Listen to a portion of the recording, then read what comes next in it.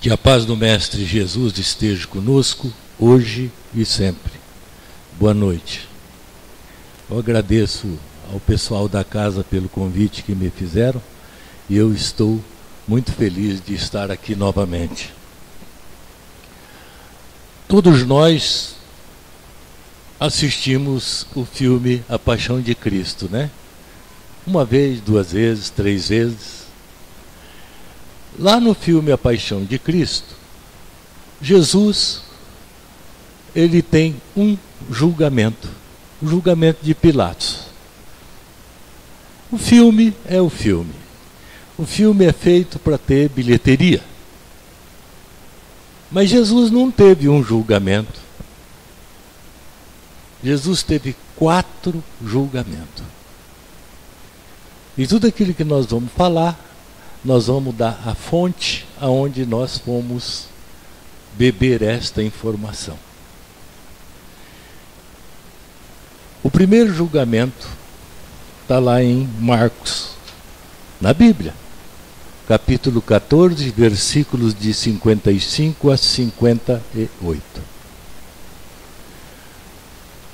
Depois que Judas, inadvertidamente, entregou Jesus,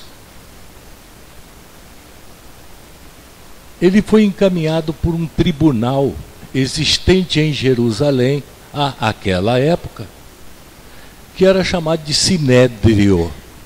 O Sinédrio era um tribunal composto de escribas, anciãos e sacerdotes. Esse tribunal ele tinha por objetivo julgar todas as causas administrativas, criminais, que se referia a uma tribo ou a qualquer cidade circunvizinha. Quem leu o livro Paulo e Estevão vai saber que Saulo, antes da sua conversão, Saulo era um dos escribas. O sonho de Paulo era se tornar um sacerdote, grande sacerdote. Mas ele não chegou lá, graças à bondade divina. Então, no primeiro julgamento, este julgamento do Sinédrio, Jesus é entregue. Lá no versículo 55 diz assim: e os principais sacerdotes e todo o Sinédrio procuravam alguma culpa, algum testemunho contra Jesus, e eles não encontravam, com a finalidade de levar Jesus à morte. Vamos fazer um interregno aí. Por que que eles queriam levar Jesus até a morte?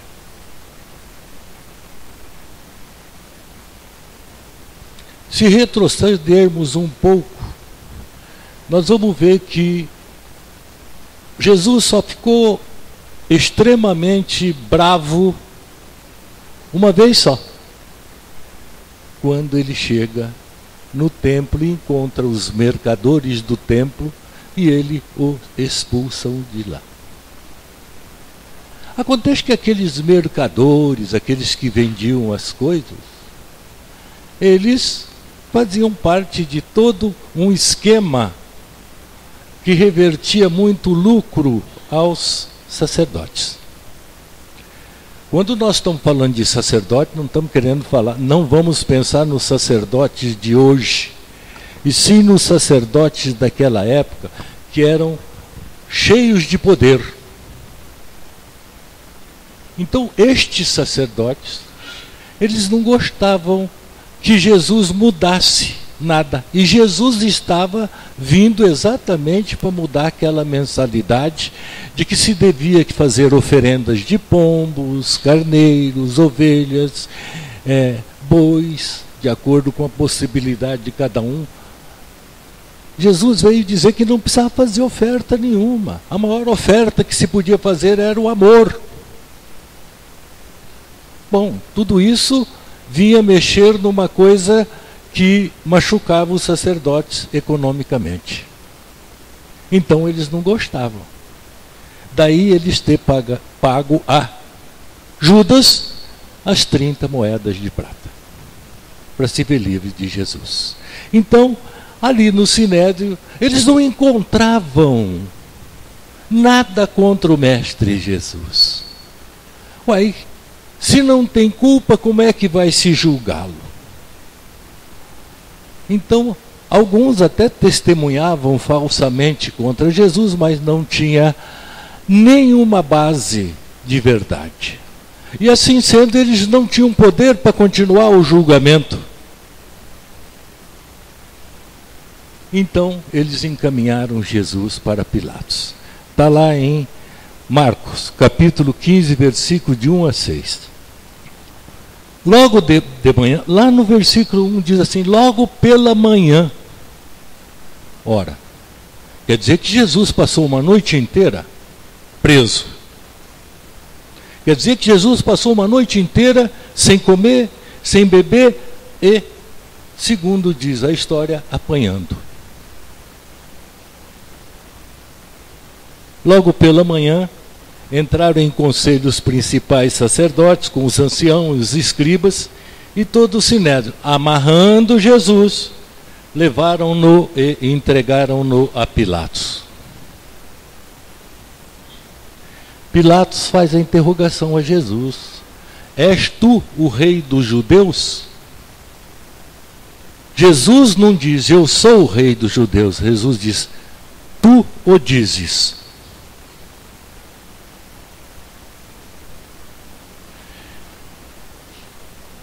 Aí Pilatos torna a interrogar Jesus e diz, você não vê quantas acusações eles te fazem?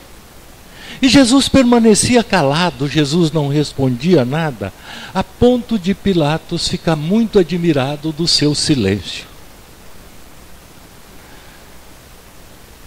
Pilatos era um político. Pilatos era o governador. Acima de Pilatos tinha Herodes, o rei, Herodes Antipas. Pilatos não queria ficar mal com ninguém, não. Ele era político. Aí ele pergunta se Jesus era galileu. Galileu é quem nasceu na Galileia. Aí respondem para ele que Jesus de fato era galileu, que ele tinha nascido na Galileia. Todos aqueles que nasciam eram galileus, eles pertenciam à jurisdição de Herodes, que naquele dia ele estava presente em Jerusalém, porque era por ocasião da Pessá, ou da Páscoa, e que todos deviam comparecer à sua cidade de origem para efeito de efetuar-se o censo. Ele manda então, ele se vê, vou mandá-lo para Herodes, e assim ele faz, é o terceiro julgamento. Está em Lucas, capítulo 23, versículos 6, 7, 10, 11, 13 e 14. Os principais sacerdotes, está vendo que os sacerdotes sempre estavam firmes à frente para levar Jesus à morte. Os principais sacerdotes e os escribas ali presentes o acusavam com grande veemência. Mas Herodes, juntamente com a sua guarda, tratou Jesus com desprezo, arrancou a túnica que Jesus vestia, que era uma peça só, naquela época era uma peça só. Vestiram Jesus com um manto aparatoso, chicotearam Jesus, e Herodes disse, bom, vocês me apresentou esse cidadão como agitador e eu não vejo nada nele. Não verifiquei crime nenhum do que vocês o acusam. E manda Jesus de volta para Pilatos. É o quarto julgamento. Está vendo? O primeiro, o julgamento do Sinédrio. O segundo, o julgamento de Pilatos. O terceiro, o julgamento de Herodes. E o quarto julgamento que nós vamos ver, que a gente vai encontrar lá em Mateus capítulo 27, versículo de 22 a 26. Pilatos, recebendo Jesus de volta, ele pergunta para o povo, que farei então deste Senhor chamado Jesus o Cristo? O povo respondeu: seja crucificado. Pilatos pergunta: que mal fez ele?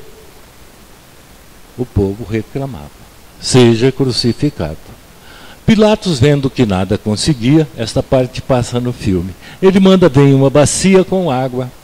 Ele lava as suas mãos e diz: lavo as minhas mãos do sangue deste justo.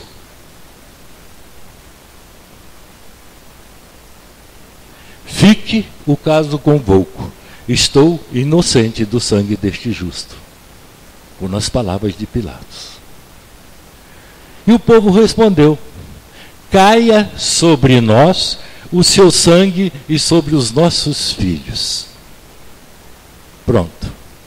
A época da Páscoa, podia-se pedir que se libertasse algum daqueles que estivessem presos, e eles pedem que solta Barrabás, um ladrão contumaz, e que Jesus seja crucificado. Bom, antes de nós prosseguirmos, tem alguns, para a gente poder entender lá depois o nosso bate-papo. Na época, as pessoas eram, quando iam ser crucificadas, eles eram chicoteados. O chicote que era utilizado era um cabo de madeira, colocado diversos couros finos, e na ponta deles tinha ossos, pequenos ossos furados e metais. Eles batiam até a pessoa sangrar. E Jesus apanhou. Na época, todo mundo fala assim que Jesus carregou a cruz. Jesus levou parte da cruz. Porque lá no Gólgota, ou Monte da Caveira,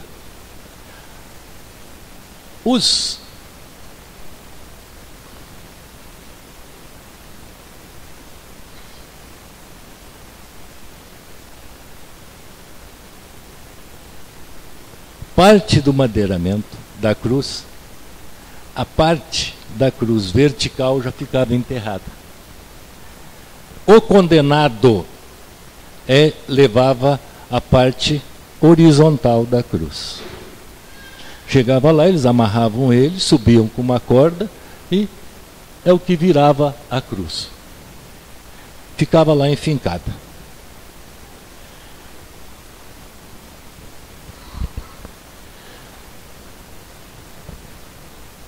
Jesus, como tinha sofrido muito, como ele tinha apanhado muito, ele estava exaurido, ele não suportava nada mais. Jesus era um homem forte, espadaúdo, mas ele estava muito judiado, muito sacrificado. Ele estava exaurido. Ele não tinha forças físicas. Por que ele não pedia ajuda espiritual? Porque se ele fizesse isso, não estávamos nós aqui hoje enaltecendo a figura do Mestre amado. Ele, Jesus homem, sofreu as agruras. E ao ser condenado, lhe colocaram uma coroa de espinhos,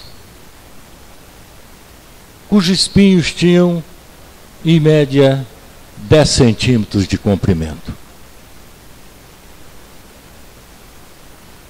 E colocaram na parte horizontal da cruz as palavras IMRI. Porque se chamar de rei naquela oportunidade era ir contra todos os princípios que os romanos exigiam. Ninguém era maior do que César. E era um julgamento muito sério. Esse INRI quer dizer Iux Nazarenos Rex Iudos, ou seja, Jesus Nazareno, Rei dos Judeus. Ué, Jesus era judeu? Sim, Jesus era judeu. Parece que quando fala assim, ele é judeu, é menosprezar, é depreciar. Não tem nada disso, é a mesma coisa que falar assim que o Lima é brasileiro. Muito obrigado, eu sou brasileiro. Jesus era judeu, nasceu na Judéia.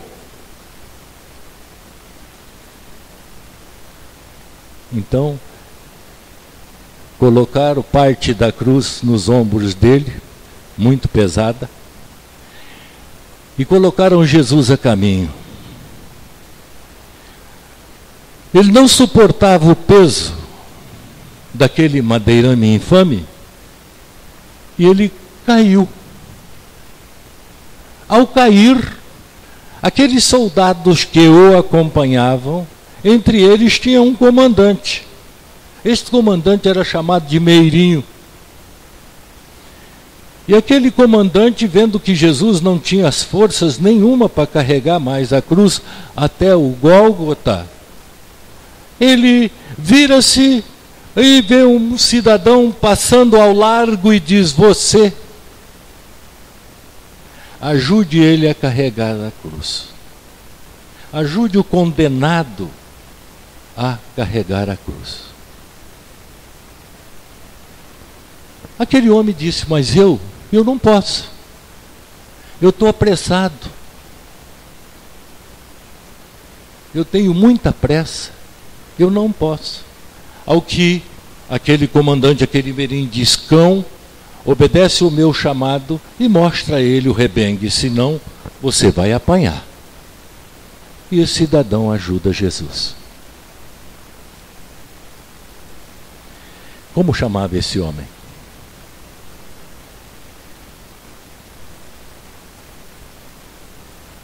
Chamava-se Simão. E exatamente a história de Simão é que nós vamos contar hoje. Simão. Simão, também chamado Simão ou Cirineu, ou Simão de Cirineia. Simão. Mas como é que a gente sabe que ele chamava Simão? Está lá em Marcos, Lucas e Mateus. Em Marcos capítulo 15, versículo 21, diz que obrigaram certo Simão Cirineu, pai de Alexandre de Rufo, que por ali passava vindo do campo, a carregar-lhe a cruz. Em Lucas capítulo 23, versículo 26, quando o levaram dali, tomaram certo Simão Cirineu, que vinha do campo, e puseram-lhe a cruz às costas, para que levasse após Jesus. Mateus diz a mesma coisa. Ao saírem, encontraram um homem cirineu chamado Simão, a quem obrigaram a levar a cruz. Os evangelhos sinóticos de Mateus, Marcos e Lucas, eles usam quase que as mesmas palavras para descrever isso aí. A gente vai percebendo no evangelho que tudo aquilo que esses três evangelistas, que é chamado de evangelho sinótico, eles têm a qualidade de histórias em comum. E a gente vai ver que eles escreveram mais ou menos na mesma época, né? Então, este homem que vinha passando ao largo, interessante, hein? Ele vinha passando. Esse homem não estava ali no meio da turba, xingando, chutando, espezinhando Jesus, xingando muito. A turba era violenta. Esse homem não fazia parte daquela turma. Este homem passava ao largo quando ele foi convidado, entre aspas, a ajudar Jesus. Este homem, tudo indica que ele vinha da zona rural, que ele trabalhava como lavrador. Por quê? Que passava por ali vindo do campo. O outro fala que vinha do campo. O outro também diz que vinha do campo Então ele era um homem, um lavrador.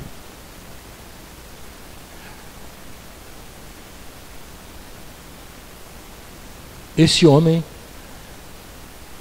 a origem dele era de uma cidade chamada, de um local chamado Cirene, que fica no norte da África, onde hoje é a Líbia. Por que Simão Cirineu? À época era comum acrescentar-se ao nome das pessoas o local onde nasceu, a profissão, assim por diante. Jesus, durante muito tempo na sua infância, era chamado assim: este é Jesus, filho de José, o carpinteiro. Mas depois, adulto, chamavam o quê? Esse é Jesus de Nazaré.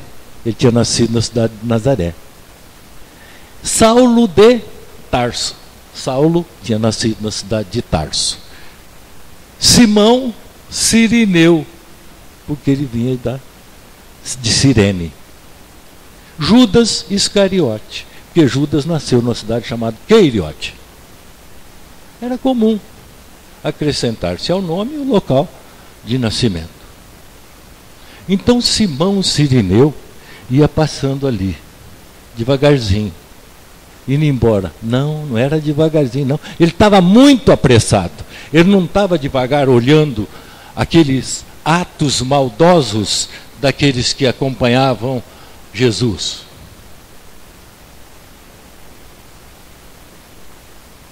Mas por que aquele meirinho, aquele comandante romano, tinha que olhar aquele cidadão que estava passando ao largo e chamá-lo? Qual a explicação que se tem disso? Por que os evangelistas deram tanta ênfase, os 3 evangelistas, eles deram tanta ênfase àquele homem que chamava Simão. Aquele homem era Simão, que vinha de Cirene. Aquele homem vinha da zona rural. Nós vamos encontrar respostas na psicografia do inesquecível Chico Xavier, pelas mãos de Chico Xavier e pelo espírito de Maria Dolores. Bom, todo mundo conhece a história de Maria Dolores, porque a gente vai falar assim, espírito de Maria Dolores, fala assim, mas não é o espírito de Bezerra de Menezes, de Eurípides Barçanufo, Maria Dolores, Maria Dolores. Espírito maravilhoso. Maria Dolores, que não foi batizada com o nome de Maria Dolores, ela foi batizada com o nome de Maria Carvalho Leite, conhecida no mundo espiritual como Maria Dolores. Ela nasceu no dia 10 de setembro de 1901, em Bonfim da Feira. Aos 15 anos, em 1916, ela se torna professora. Ela licionou no Educandário dos Perdões, no Ginásio Carneiro Ribeiro, ambos em Salvador. Bom, Maria Dolores contraiu núpcia com um cidadão que era médico e chamava ele Odilon Machado. Após alguns anos de sofrimento conjugal, porque Odilon Machado era muito ruim, era um homem maldoso, a ponto de Maria Dolores, àquela época, ela teve coragem de pedir desquite. Era difícil, né? Ela pediu desquite. Ela foi e desquitou dele. E Maria Dolores, ela não teve filho com ele. Nenhum. Ela se dedicou, então, ao lar das meninas sem lar, amparando todas as moças que não tinham mães. Maria Dolores conhece na Bahia ainda um italiano chamado Carlos Carmine Larocca. E com ele ela foi extremamente feliz. Muito feliz. Uma pena que quando ela desencarnou, Carlos Carmine Larocca não estava presente. Porque durante a Segunda Guerra Mundial, todos aqueles que não fossem brasileiros, que fossem estrangeiros, cujo país estivesse envolvido na guerra, eram obrigados a voltar para sua terra de origem. Ele era italiano, teve que retornar para a Itália. Maria Dolores, junto com Carlos Camino Larroca, ela adota a primeira filha, em 1936, que chamava Nilza Yara Larroca, o nome do esposo dela. Aí ela trabalhava com ele no Café Baiano, que era de propriedade dele, numa tipografia chamada Época, que era propriedade dele. E aí ela adotou mais 5 meninas: Maria Regina, Maria Rita, Leni, Eliene e Lisbeth. Isso no período de 54 até 58. Meia dúzia de filhas ela tinha. Maria Dolores, ela prestava serviço para todas as entidades. Ela foi membro da Legião da Boa Vontade. Aqueles que têm a minha, um pouco mais novos do que eu até, mas da minha idade por diante, lembra do programa do Alzírio Zarur, não lembra? Quem lembra? Glória a Deus nas alturas e paz na terra aos homens de boa vontade. Era o lema de Alzírio Zarur. E ela ajudava ele.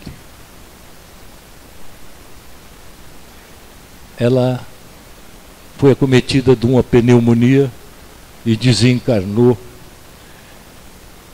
no dia 27 de agosto de 1959, extremamente magra, exaurida, pneumonia.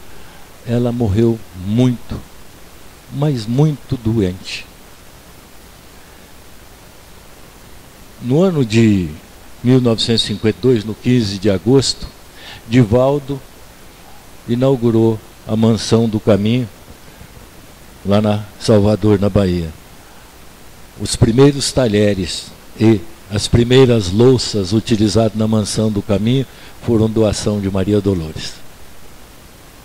Isso é Maria Dolores, só para a gente se colocar que espírito maravilhoso era este. Maria Dolores era amiga do Divaldo. Maria Dolores era muito amiga do Chico. Ela visitava ele. E ela desencarna em 1959, ela nasceu em 1901, ela se desencarnou com 57 anos, mais ou menos. Porque ela nasceu em setembro e faltava um mês para ela completar 57 anos. Ela desencarnou em agosto de 59.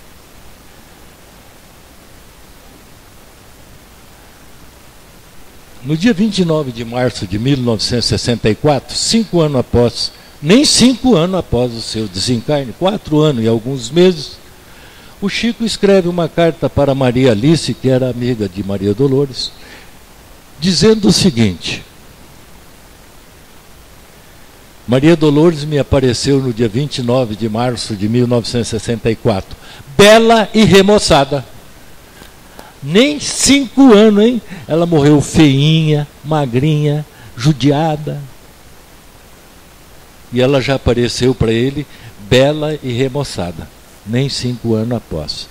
Tal a grandiosidade do espírito de Maria Dolores. Bom, e Chico diz assim que as lágrimas me vieram aos olhos com a emoção que eu vi vê-la ela junto a mim. E ela aí falou para ele: Chico, nós vamos trabalhar juntos. E Maria Dolores tem o livro que chama A Vida Conta, poesias. Ela era poeta. E através da Maria Dolores, nós vamos encontrar a resposta. Por que aquele meirinho, aquele comandante romano, de forma brutal, ele intima aquele cidadão a ajudar Jesus a carregar a cruz? Vamos, dentro da história, os romanos não tinham cadeia. A cadeia era a cruz, para todo mundo. Jesus não foi exceção.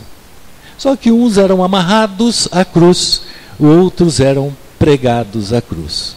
A exemplo do que pensamos todos que ele teve as suas mãos pregadas na palma da mão, não. Cientificamente comprova-se que se fosse na palma da mão, rasga. Foi no pulso. Pode pôr que nós temos um buraco no pulso. É nesse pulso que ele foi pregado à cruz. Mas vamos ver por que Maria Dolores nos conta o porquê de aquele meirinho, aquele soldado romano ter intimado aquele cidadão.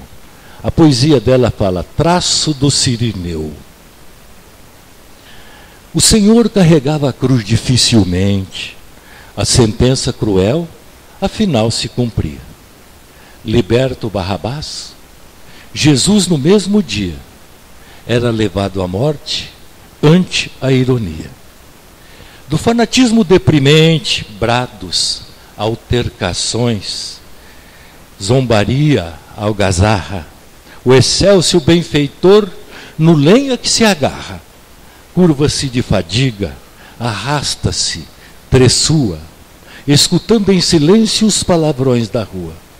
O cortejo prossegue. O Cristo passo em passo, por um momento só, exânime fraqueja.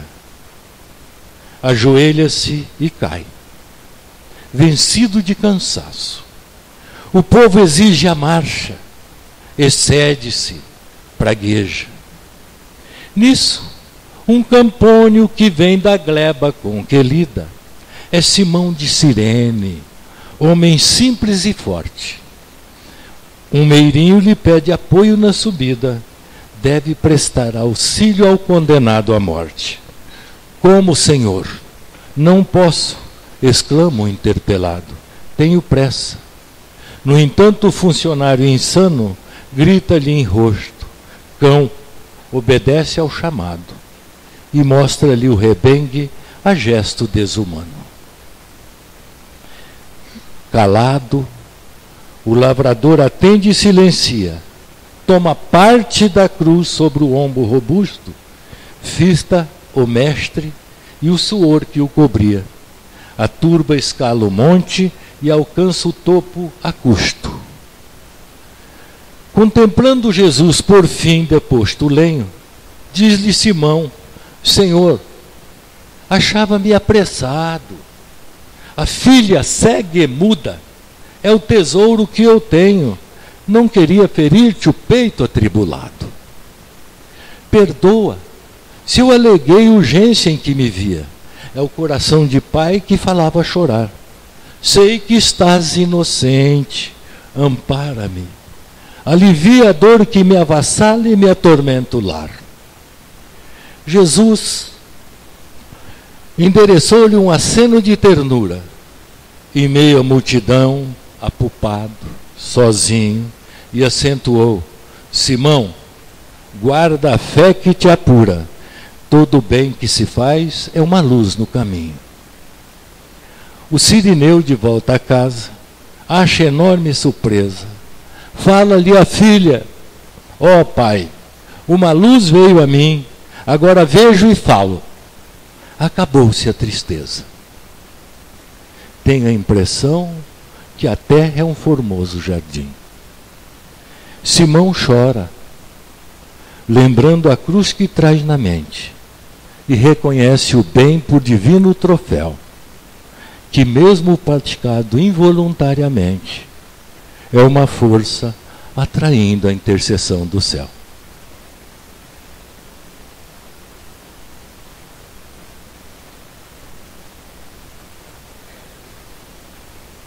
Senhor, sei que estás inocente. Eu estava apressado. Uma filha cega e surda é o que me atormenta. É o tesouro que eu tenho.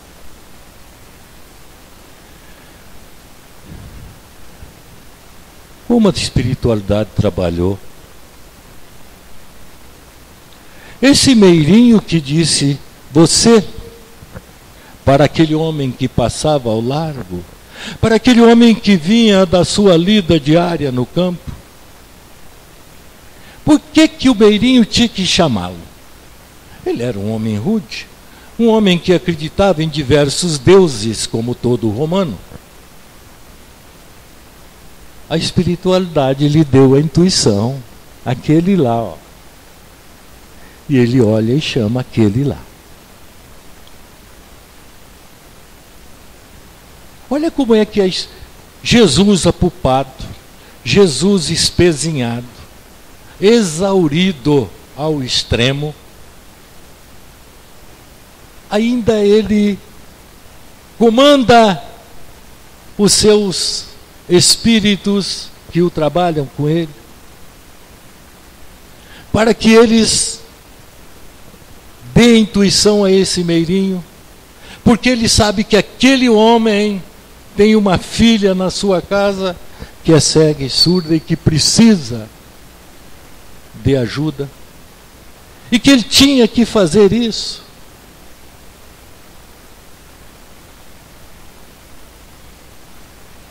E ele vai e cura a filha daquele homem.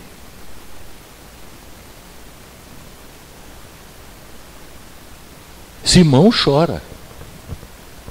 Sim, chora de alegria. Mas ele chora lembrando a cruz que ele traz na mente, aquela cruz que levou Jesus até a morte. Aquele homem, na sua humildade, ele demonstrou uma fé enorme ao dizer assim: sei que estás inocente, perdoa-me se eu aleguei a pressa.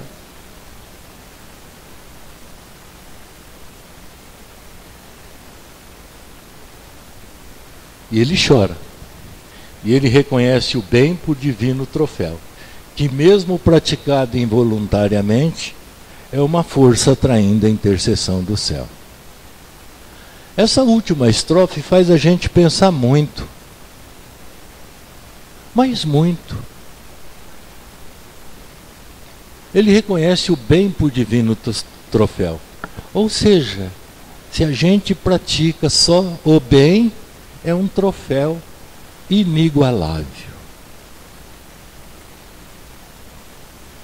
Reconhece o bem por divino troféu, que mesmo praticado involuntariamente, ele praticou o bem involuntariamente para Jesus, ele foi chamado a praticar o bem, e ele praticou o bem.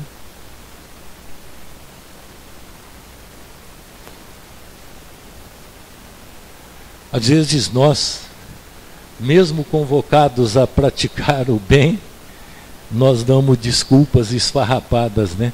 Ah, hoje não dá, porque hoje é final do campeonato, é o último capítulo da novela, é porque eu vou na casa do vizinho, né?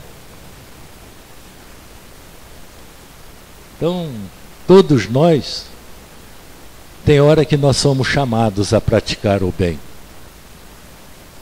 Seja naquele irmão que a gente vê caído na rua, alcoolizado. Chega naquele que é cego, naquela família que chora.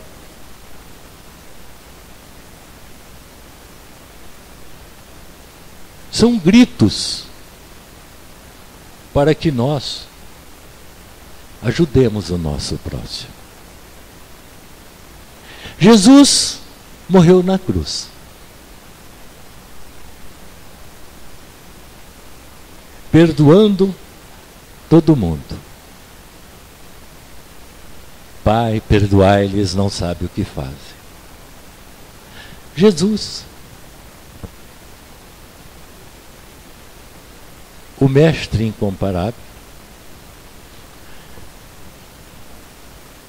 na cruz. E a seu pé não tinha nenhum discípulo dele.